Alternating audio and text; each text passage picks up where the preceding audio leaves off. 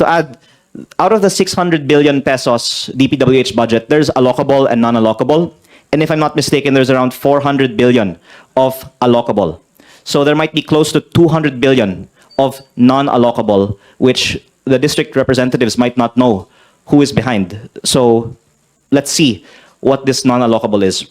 The DPWH budget, and allegedly pay DPWH officials for budgetary allocations from the non-allocable or so-called leadership fund that is prepared by the DPWH.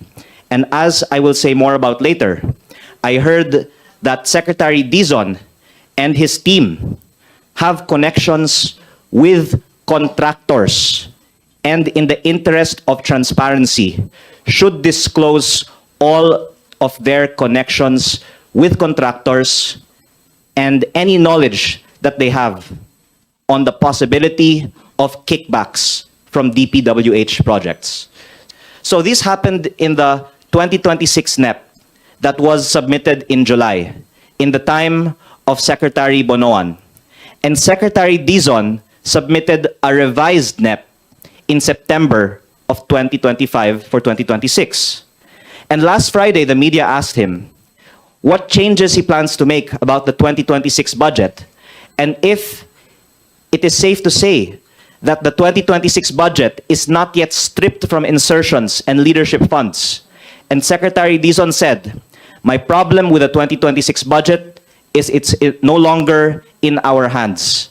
And to be quite frank, I had zero part in that budget at all. I came in, it was already submitted, I was given a week to review it to submit a new budget. For 2027 moving forward, we're definitely going to review all these processes, all these formula, because these cannot continue." And I'm hoping that Secretary Dizon will use the time available to revise the 2026 budget, particularly the projects that can be traced to the non-allocable leadership funds. We will give you the copies, Madam Chair, no, of this. No, I don't have them off the bat right now, but we will provide the details to the Honorable Committee po.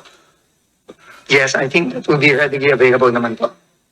Just to make it very clear, breakdown per legislative district for the 2024 General Appropriations Act, the 2025 General Appropriations Act, and the current submission for the 2026 National Expenditure Program per legislative district. We will comply, Madam Chair. According to our staff po, wala po. So, first, there were requests by members of Congress for certain budgets to be disclosed. What the past budgets of Secretary Bonoan were, and what the new budget, including that proposed by Secretary Dizon, were. And these are actually derivable from the publicly available data. But for some reason, even after these are publicly committed that they would be shared, they have not yet been shared, and would be very important actually for members of Congress to see if the budget was equitably distributed, and if there is a large allocation in some places, and if we can also see the data on if those are non-allocable and who is the proponent of those non-allocable projects, then the public could help in scrutinizing if there is some potential interest by some parties for certain projects. And I actually have here the data that was requested by some members of Congress. And again, they have this data. They have given me this data before. Others can also derive this data, and others can also derive it without needing any special processing. So it's curious why they're not sharing at least the data on the budget per legislative district. I believe the Senate budget hearing of DPWH is next Monday, and I don't want to be the one that shares this data.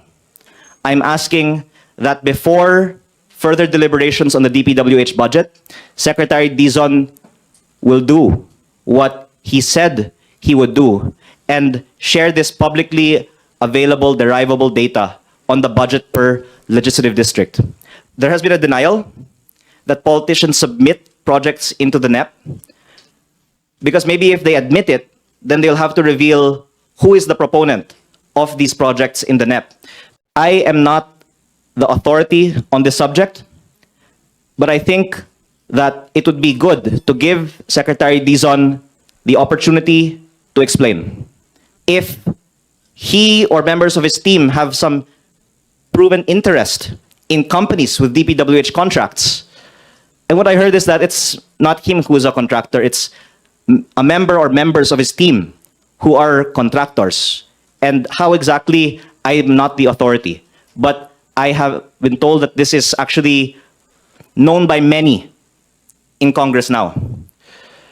Then the question is, if it's true that new appointees in DPWH have interests in companies that do business with DPWH, are we sure that there will be no conflict of interest in the awarding of contracts under the new leadership at DPWH? And why then has this not been previously disclosed? Secretary Dizon is very accessible to the media, and I hope then that we can ask him to disclose all of his and his team's connections to DPWH contractors, and if he thinks there are still kickbacks in DPWH, and if he has ever discussed or been offered kickbacks, and if he could share this so that we can all work together to stop the practice of giving kickbacks. Again, you can't avoid knowing people, but if these people have contracts with DPWH, and in fact will win contracts in the months and years to come in DPWH, and that there is a reported history of kickbacks being given in DPWH, then I think it deserves more public scrutiny, especially because there are plans to decrease the projects being bid in the district engineering offices and move procurement to the regional or even central office. Could it be that these reforms in DPWH will not actually reduce corruption, but will transfer the benefits of it to another level or another group of parties or contractors?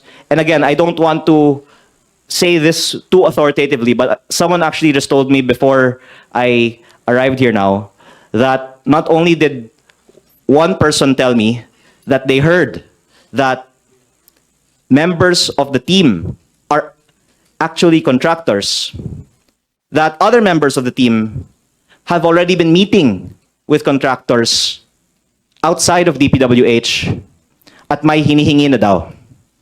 So maybe Secretary Dizon can also check with all of his appointees who are the contractors, if any, that they have met since their appointment and what they discussed in those meetings.